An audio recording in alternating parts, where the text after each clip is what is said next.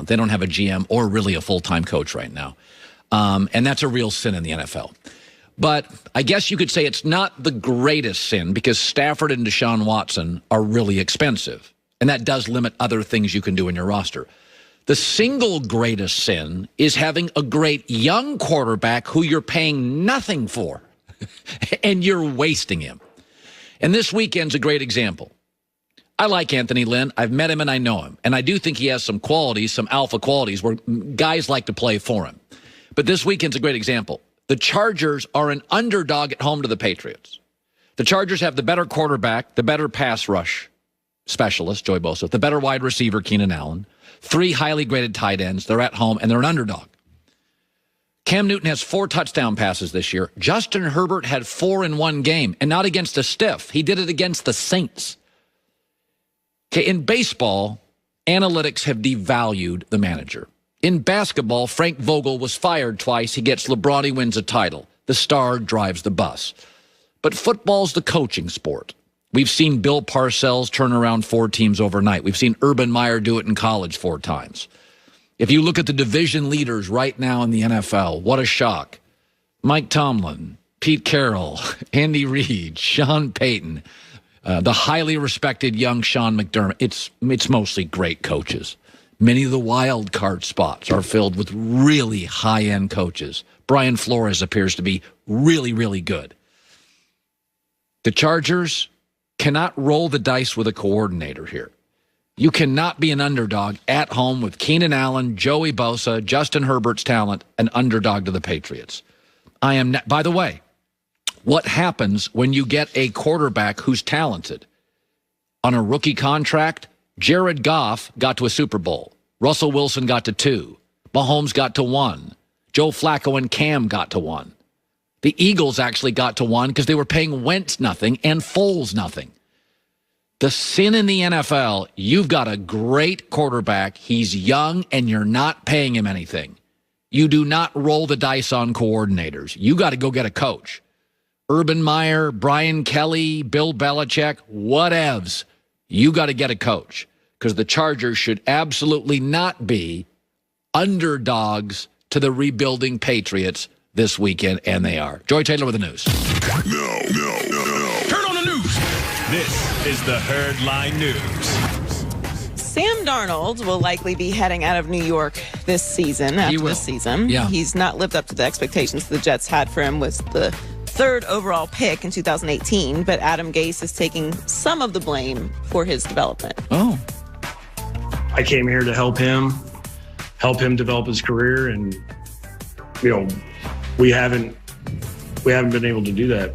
We need to do things well, around him, but at the same time, it's on me to get him to play better than what he's played. And right so far, I haven't done a good enough job. Sam Darnold hasn't thrown a passing touchdown in his past 142 attempts, which is the longest active streak in the NFL. That's not great. If he doesn't throw for a touchdown within his first 8 attempts on Sunday, he'll be the only player in the last 5 seasons to go 150 straight attempts without a touchdown. And he has regressed badly this year, so it's either Darnold, which is possible, or it's the surrounding elements of the Jets, which I think is more probable. I think it's a mixture of a lot of things. Yes. He has been hurt a lot. It's not like Sam's been perfect, and he's in a situation that's just a disaster.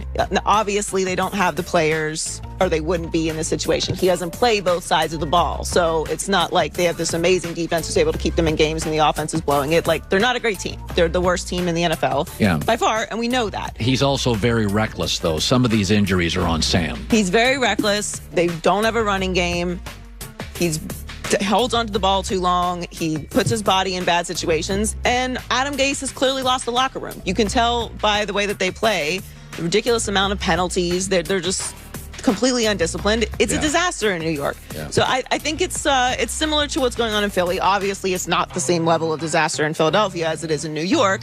But I just think there's a mixture of a lot of things that are all playing into losses. And also, Trevor Lawrence is going to be the beneficiary here because they appear to have a real general manager. They're going to get a pick for Sam Darnold in a trade. They got a ton of picks for the Jamal Adams trade, and the Jets draft was good last year. The good players are playing. So Trevor Lawrence is going to come into a much better situation, and because he's such a great prospect, he's going to attract more coaches. So Trevor's already better than Sam, but the next quarterback, Trevor Lawrence, it's a much better position to succeed than Darnold. And he's better than Darnold. But I think Sam's going to go to a team like the Colts or perhaps a backup to the Steelers, which I don't think is a terrible spot for him either for 2 years to kind of reboot his career. I think he's going to end up in a great situation because there are some teams who are not going to be able to get a high draft pick who need someone like Sam Darnold, who obviously has the potential but needs to be in the right situation to see if he can level up to that. Now, if he gets a year and he can't do that, then maybe we're all wrong about him. Yeah. But I think if he goes to a more functional situation with better players around him, he will be able to succeed, and he will likely end up, if he ends up with the Colts, it's an amazing situation for him. Even if Phillip Rivers plays another year and he has to sit behind him. That's a great situation for the Colts. I don't know if that's going to happen, but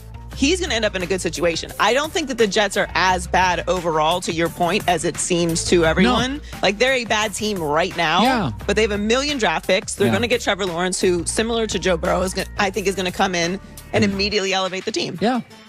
So Seahawks wide receiver Josh Gordon has been conditionally reinstated by the NFL for the final 2 weeks of the season. He'll be able to join the team on December 9th and take part in team meetings and individual workouts if he passes COVID protocol and can return to practices on December 21st. He will then be eligible to play in the last 2 regular season games against the Rams and the 49ers. I got to tell you, Joy, Seattle, between Carlos Dunlap, Jamal Adams being healthy, Josh Gordon and Chris Carson coming back, I'm not so sure this Seattle team is really interesting suddenly. Really, really talented suddenly. I've liked Seattle all year. My question was the same as yours. Is the defense going to be able to hold up? It's not the same as it once was. Looks good in the last 2 weeks. Sometimes we get caught up in the idea of what a team is because of what they have been for so long and kind of forget that those players are not still there. And those players make up the DNA of that team. So they've completely redone their defense. They looked great. And I'm with you. I think this is a nice addition. I mean, they obviously aren't. This isn't a position that they're hurting at, but why not? Josh Gordon has amazing talent. If they can have him for the last 2 games of the season into the playoffs, it's a great situation for them. We always know the worst month for Belichick has historically been September. So we know what you initially appear as, you don't necessarily end the year as. Well, like Belichick is 69, Pete Carroll 69. These veteran NFL coaches do a good job to change certain narratives and truths. I think Seattle has done the best job in the league at finding a weakness and not only kind of bondoing it and band-aiding it, literally solving